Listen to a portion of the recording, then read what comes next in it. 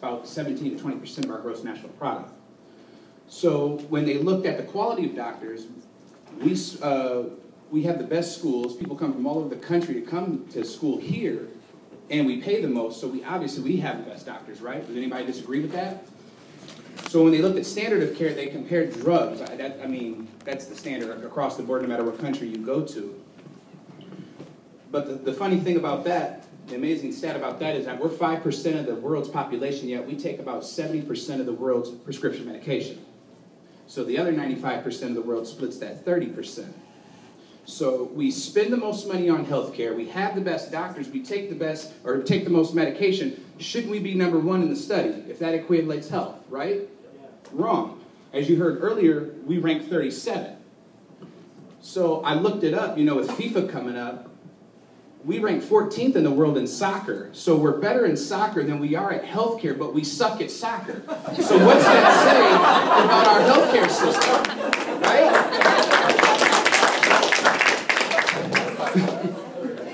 The problem with our healthcare system is that it's a reactive process anyway. You can't take your health insurance there and go get healthier, right? You have to wait till you have something wrong with you to go and use your health insurance or go to a hospital to get care. It's a reactive system. And then when you get there, what are they going to do? They're going to give you a drug, right?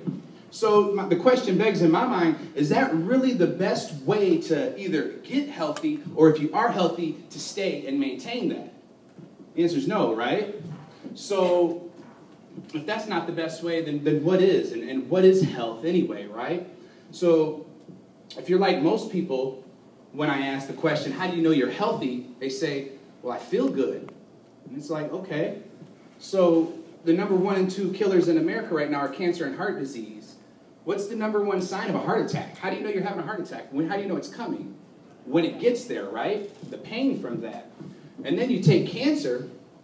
Cancer takes 8 to 15 years to grow in the body before it's detectable, before it causes any symptoms. So you can feel great with that. So is feeling a good barometer to measure your health? No, because we know that people who feel good have the habit of turning up dead, right?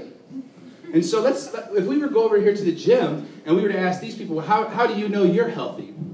They would say, oh, I eat good, or, I work out, and so did you ever know someone who ate all the right things and worked out a lot and still ended up with a terminal illness? Or exactly, it happens all the time, right? So those are certainly components of health, but if that's not the definition of health, then what is the definition of health? If you look at any medical text, they're going to talk to you about optimal function, functioning at 100%.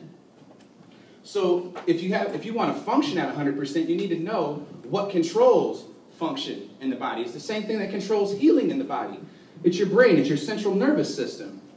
So in order for your heart to beat, your lungs to breathe, for a cut to heal on your arm, for you to even understand what I'm telling you right now, it relies on the message coming from your brain, down your spinal cord, out the nerves to those organs. So if you take the spine, let's step back here. If we take the nerve that goes to the heart, we cut the nerve that goes to the heart, what happens to that heart? It stops, right, immediately.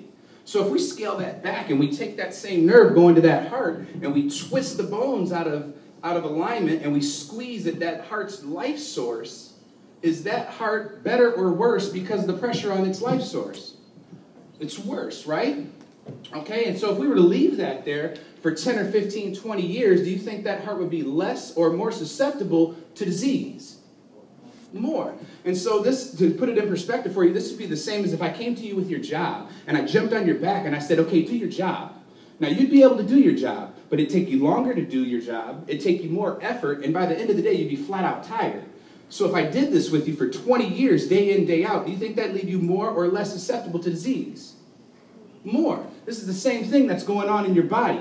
And so not only and these misalignments that I'm talking to you about, they're called subluxation. So you have this subluxation, and not only is it decreasing the function of your organs, it's also leaving you more susceptible to disease long term. Okay? And so, let's take Christopher Reeve, for instance.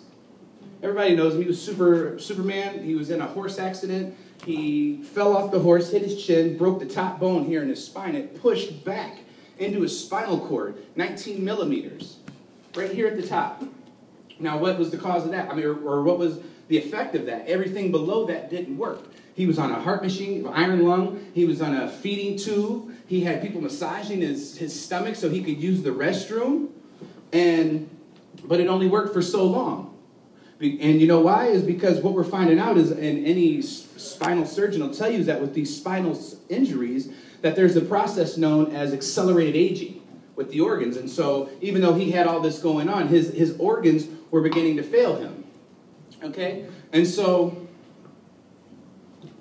sorry, I lost my train of thought here for a second. So, go to the notes. Sorry, guys. So, health is function. Central nervous system controls function in the body, right? I'm failing miserably right here, right now. So that's where chiropractic comes in.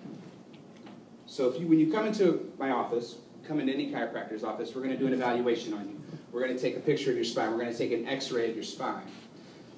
We as chiropractors, we don't really care about your spine.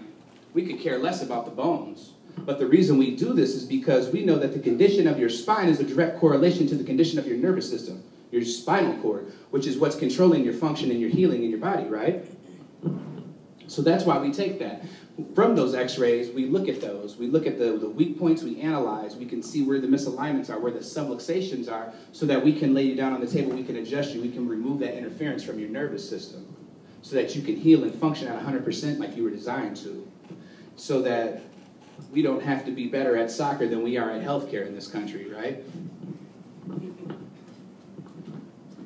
With that, I'm just going to end. Thank you guys for your time.